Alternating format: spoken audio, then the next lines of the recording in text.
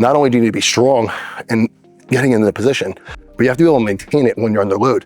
So adding a little bit of pause here and adding a little bit of chaos to the movements, generally it will carry over and allow you to hold your position longer, especially when you're under max loads. I'm Matt Levine, owner of Legacy Barbell in Clearwater, Florida. I'm here at elitefts. I'm gonna take you through my top 3 exercises to help build your bench press using the elitefts bands. So a variation of a tricep pushdown that I love to do, I love to use the average bands from elitefts. The reason I like to do these is there's a couple really great benefits from using the band. So it creates a stability, like some chaos in the stability here, instead of using a rope or a towel or just a fixed handle, that you really get to kind of like make everything start to fire and function a little bit more. You get a really good pump when you do these, but you also get to stretch the band east to west. So when we're doing our tricep pushdowns at the end, instead of just flaring out this way, we can actually put tension in the band right there, the same way we would stretch the bar on the bench press. Make sure we're getting the lats engaged, make sure that we're keeping the triceps pushing out, and it kind of mimics that motion. So I really get a lot out of these. You don't have to go super heavy with them. You can, and the more that you go heavier on the stack, the more stretch you're gonna get out of that band.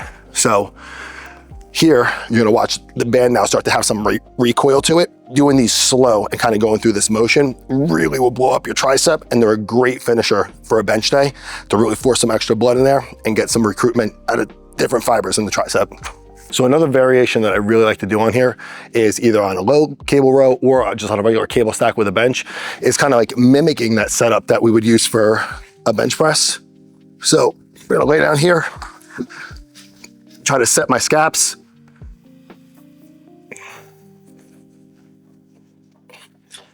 And then I'm gonna come out, lats down, scaps down, and then I'm gonna do my triceps here. So this does a couple of really great things. It's still obviously mimicking that stretch pattern, but it's also really forcing me to keep my lats and scaps depressed the way I want to on a bench.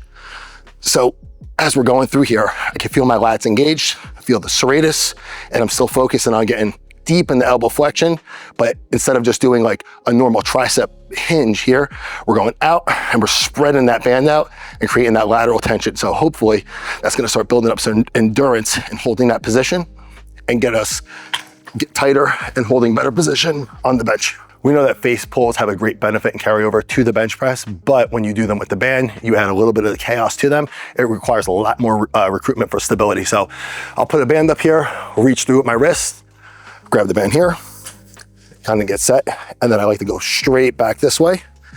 And then when we're pulling, again, we're pulling east to west, little pause, and we're coming back up. But again, that band is already tremoring and shaking, and there's not even that much weight on here. So that's gonna force a lot of recruitment for those stability muscles. And again, the static strength that we need to hold position on the bench press is often overlooked. Not only do you need to be strong and getting into the position, but you have to be able to maintain it when you're under load. So adding a little bit of pause here and adding a little bit of chaos to the movements, generally it will carry over and allow you to hold your position longer, especially when you're under max loads. So one of my favorite bench builders is a reverse band bench press. You can use it as a warm up, or you can use it as like a builder, like after your main sets. Basically what we're gonna do is we're gonna mimic our setup on the bench press, and then we're gonna come down and we're gonna hold and pause. What this does is it teaches your lats to kind of engage and retract and stack the way they're supposed to, and it's gonna build some endurance in that bracing, so when the bar gets to your chest, you don't kind of collapse. So we got a couple of average bands hooked up here. The stronger you are, obviously, the more you can go, but there's a point of almost diminishing returns, because if he can't stay on the bench, it's not gonna work. So set up the way you would on the bench. We're gonna pull and hold right where that bar would touch normally.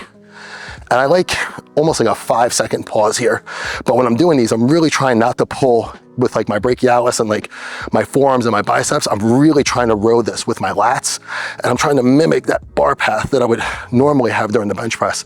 So when I come down, keep the ribs up, stay stacked. My lower back is really engaged here. My legs are really on. This is as close to a bench as I can mimic in my setup here. So as a warm up, this is a great primer for this muscle group to really hold your bracing. And then after you bench, it's actually a great exercise if you're going to build those for capacity. So I'll do like 5 sets of 5 with like 5-second pauses, and it'll really build endurance in the lats. This way your chest doesn't collapse, keep the ribs up, and maintain your bracing throughout the bench press. So one of the things on the bench that I see all the time is people like unracking, not in an efficient position, and they end up reaching out and they kind of fall apart there, and they try to recover it once they get in position. It's really difficult to do. So one of the drills I do as a warm up is I'll just attach a light band here, and I'll have arms extended. I'll try to go into like thoracic extension. I'll try to lock down the lats, keep the position I know I need to on the bench, and then I'll start with a pullover. So I'll pull over right till bars mid-height, and then I'll go into an extension here with the elbows. So not a huge movement, but I like to kind of get everything primed that way. When you're unracking the bar, it should almost be like getting scraped out of the rack itself. It shouldn't be like a lift out of it. So you really should have a lot of tension in the bar east to west, and then it should be lats on, almost like a pullover. So start here, pull over, stretch, hold, come back up, or you can just keep it in the one movement. So stretch out and then come back up there. But a couple sets, 15, 20 reps here, usually gets me pretty primed for a good unrack before I even start benches. So just one of the warm-up things that I do that kind of helps me like engage that pattern to make sure it's on before we get under the bar.